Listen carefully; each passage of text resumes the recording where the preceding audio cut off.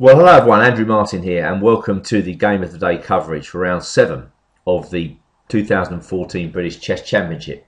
This was the round where the winning run of Jonathan Hawkins was stopped by Yang Fan Zhu. Although that game ended in a draw, by far the more exciting clash was seen on board 3 between Grandmaster Nicholas Pert playing white and Grandmaster Simon Williams playing with black. I would say these two are friendly and healthy rivals, and they always play an interesting game. Well, the dosage with Dr. Pert is always the same. D4 and knight f3. He tries to put you under a local anaesthetic in the opening. And that's exactly what happened here. Williams rejects his favourite Dutch defence, instead preferring the calmer waters of the Queen's Indian. And Pert plays the Petrosian system, which he favours, for a3. The main idea behind a3 is to take away bishop b4 from black. And this is important in the line where black plays the routine bishop b7, white plays knight c3, and now bishop e7. After which Petrosian showed that d5 is quite good for white, cramping black. So black has to take energetic measures against the Petrosian system, and Williams plays bishop a6, very true to form, immediately attacking the pawn on c4, one of the more exciting lines. Now white has to decide how he's going to protect his pawn. Knight bd2 looks passive, as does e3. b3 just looks plain wrong in combination with a3. So white plays queen c2. The most important point about this move is that it keeps the option open for white of e4. So that's why black reacts, again, immediately, forestalling the idea of e4. He plays c5. White pushes on. Black takes, and white is able to recapture. As knight takes d5 here is just bad, losing to queen e4 check. So, going back to the game, black decides to play g6. There are lines where he can limber up to take that pawn on d5, but this is not Williams' idea. He's angling for a kind of modern Benoni position where he hopes that the moves a3 and queen c2 are out of place. But it has to be said that some of black's pieces are also a little bit misplaced. Maybe this bishop a6 is not ideal at this current moment in time. Well, white played knight c3. This has all been seen plenty of times before. Bishop comes to g7. Of course, one of the key roles at the moment for this bishop is that it prevents white from playing knight b5, which eyes up the weak Benoni pawn on d6. And after bishop g7, Pert comes out with a very sharp move, h4. And in the commentary room, Ravi Kumar made the point that this was not really a Pert move as such, in that white seems to be going for it right from the start of the game. Looking at this position in the database, by far the most common move here is queen a4 check. And I wonder what Williams had prepared against the check. Could it have been queen d7? Or might it have been the sharp pawn sacrifice with b5? With the idea that if white takes on b5, black castles. Play is going to be very sharp here. It's not totally clear whether black has compensation for the pawns, but he certainly gets an initiative, which is probably what Williams wanted. In the latest game I could find with this line, the game between Gonzalez Vidal and Bacallo Alonso, played in Havana in 2014, white played rook d1, black played queen b6, white played knight takes d6, and black played knight h5. And after e3, knight takes f4, queen takes f4, bishop takes f1, king takes f1.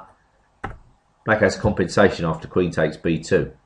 Although it's unclear how much if white just plays for coordination after g3. I mean, maybe black can take that pawn on a3, but he's falling behind in development. Running this variation one more time, because it is quite interesting actually. Black plays b5, white takes it, black castles. How is knight takes d6 here? Well, black would play knight takes d5, and now in order to maintain momentum, white's probably got to cast on the queen side. And you take your pick after knight takes f4, queen takes f4, now queen b6. You can see from this short discussion how the black compensation emerges in this line. So Pert, going back to the game itself, rejects all that and puts William to the test with h4. And certainly this looks like an interesting way to play. Now, black reacts with h6, and this is a controversial move. Does black need to play this or not? As he gets into a pretty poor position quite quickly, one must suppose that there are better moves. For instance, can black castle in this position? Well, h5 is normal, and if knight takes h5, white's going in with all guns blazing here. He takes on h5, then he goes knight g5, attacking the pawn on h7.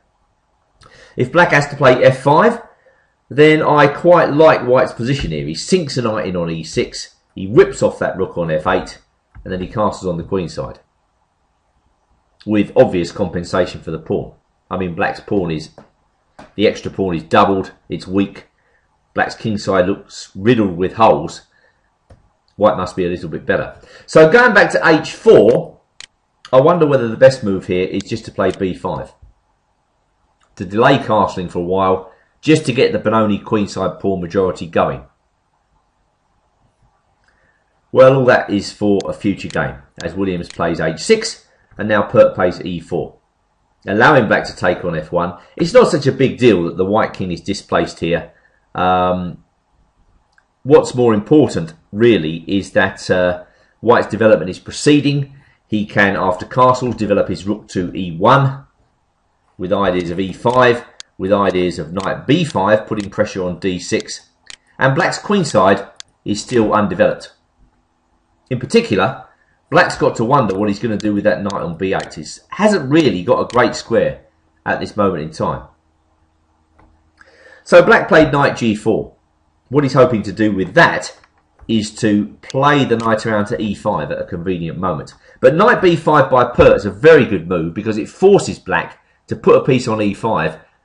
I think one move before he actually wants to do so. Black would like to play queen e7 or rook e8, or maybe queen e7, knight d7, and after that, then get the chance to put a piece on e5. But knight b5 forces black to play either knight e5 or bishop e5, and Williams played bishop e5. He obviously doesn't like the idea of his bishop being blocked in behind the pawn after, for instance, knight e5, something like this. That bishop on g7 is very passive now. But bishop e5, going back to the game, that's a big concession. Pert lops the bishop off, thank you very much, drops his bishop back, and now Williams has got some problems with his dark squares on the king side. So advantage to white out of the opening. Not clear how big it is, whether it's substantial or just small advantage. We're about to see. Now white's threatening f3, so black plays h5 just to protect his pawn more than anything else. And now bishop g5, a good move, putting black in a pin. I suppose white could defer a decision with that bishop if he wanted to and just play king f2 first. I mean, you might want to play your bishop to h6 in one move. But bishop g5 is understandable, going back to the game, and Williams doesn't like being in that pin, so he plays queen to d6. Blockading the pawn, but the queen is a less than ideal blockader. Now comes queen a4, and black played his knight back to h7. White probably doesn't want to give black the bishop at this stage, so Pert dropped his bishop back, and now Williams played f5. Again, this is a very risky move, but it's quite in Williams' initiative-grabbing style. The only question is his king position too weak to afford this move? And the answer is probably yes. After bishop h6, there came rook d8. White dropped his queen back. The pressure is immediately on f5 now. Rook e8. In order to understand that move, let's just take a look what happens if black plays the obvious knight d7. Well, then comes e takes f5, g takes f5. Black's hitting the bishop on h6, so white rescues the bishop with bishop g5. But more than that, as after takes queen g6, shoring up the pawns, white goes d6. And the point of this is that after queen takes g5, knight d5 is very strong for white. White now has numerous threats. He won't be a pawn down for very long, and the black queenside pieces, the rook on a8 is a spectator. So perhaps that's why Williams plays rook e8. Again, white can take on f5 here, but he prefers to get his rook into the game with rook h3. And all this action on the king side makes a lot of sense when we see the knight on b8 and the rook on a8. Williams tries to get his rook into the game.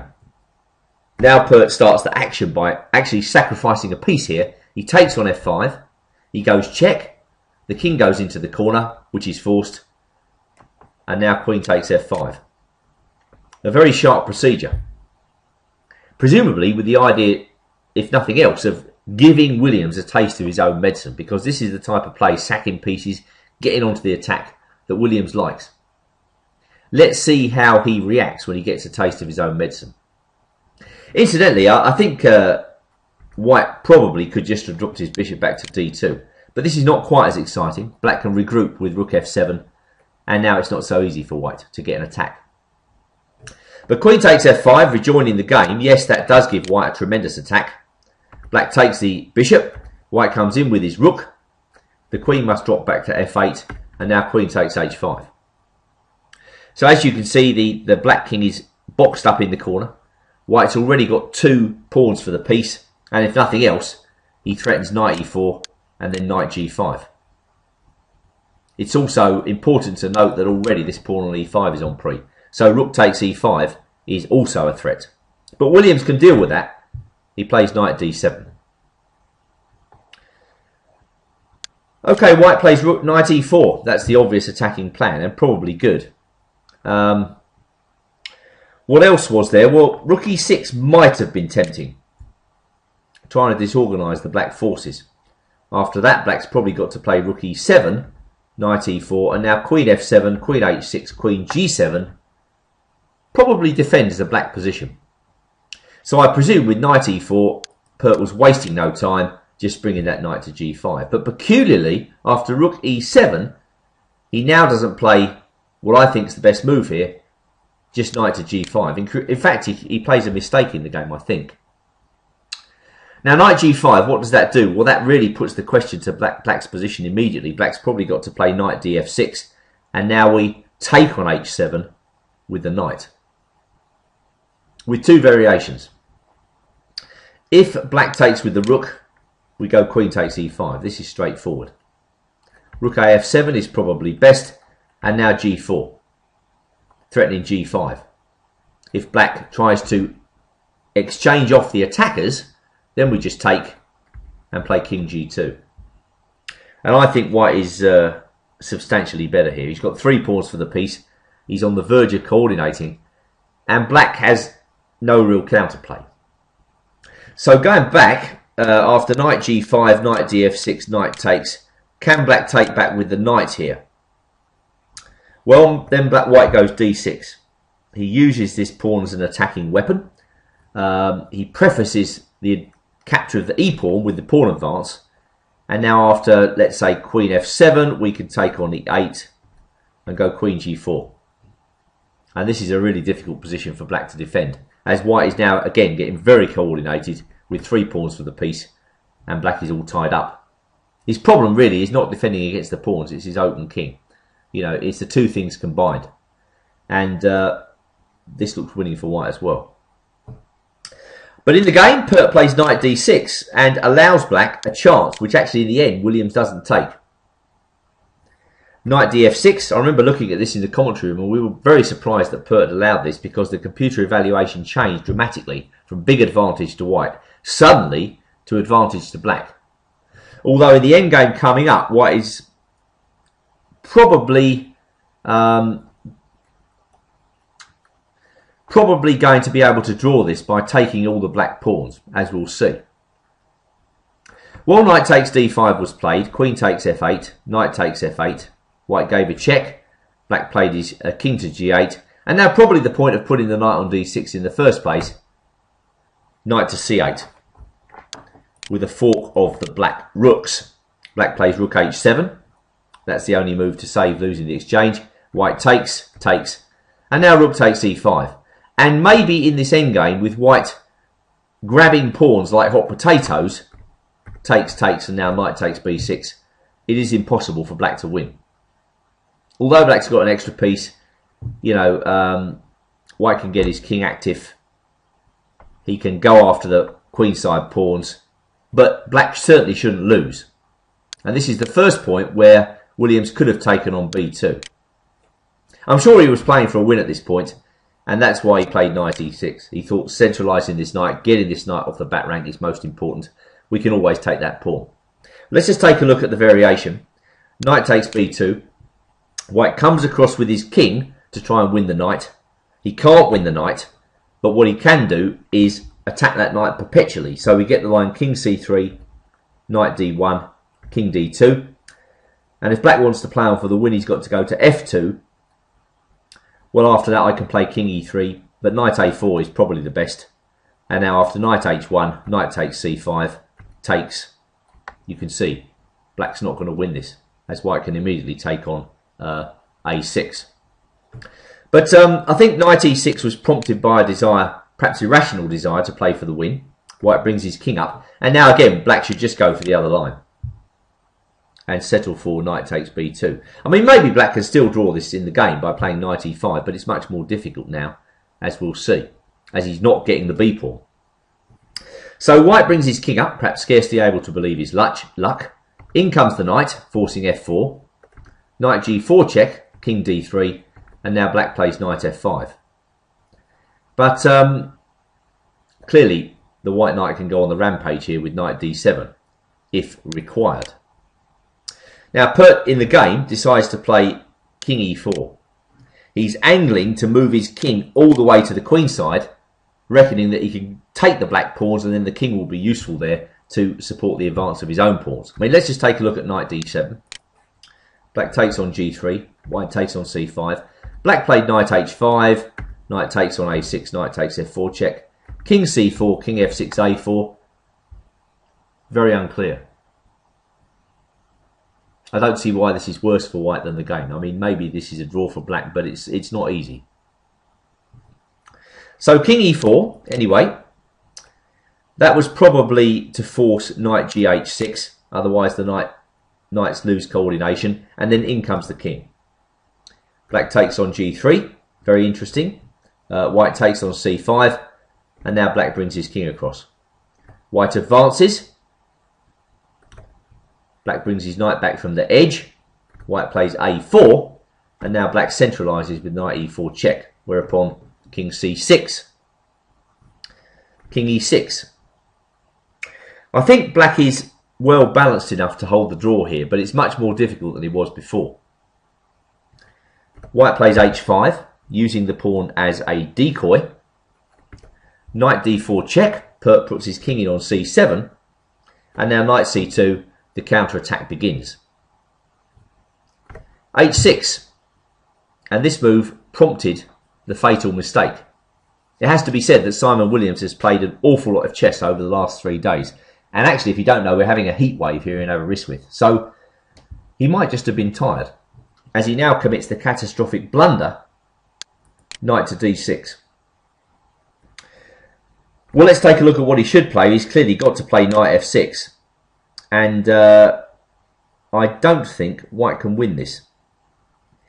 If he tries knight d7, we then go knight takes b4. And I think this is a drawing resource. Let's just see how. Knight takes f6, king takes f6, f5, trying to tie the black king down. The black knight is very well placed. And now a5. King comes to a6 to gobble the pawn. In comes the knight. h7. A last try, but not good enough. After king takes f5, we play knight takes f5, king b5, knight d6 check, and this ends in a draw. Let's take a look at this one more time. Knight f6. Can white try b5 in this position? A takes b5, and now a5. This is another critical line. Obviously, if white goes a takes b5 here, knight d4, and this should be a draw.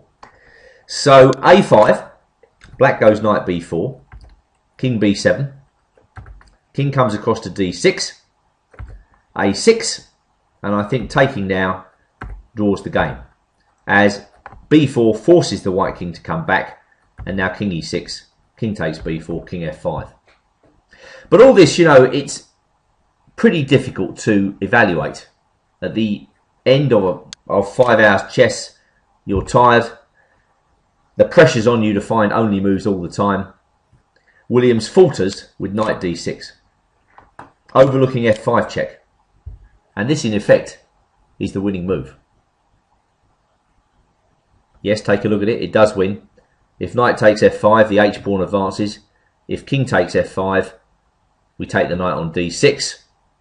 And what other move does black have? So, that was it. And Pert, through, I think, superior energy in this game, eventually manages to convert his full point. But full credit to both players for a superb fighting game. That is the characteristic of games between these two.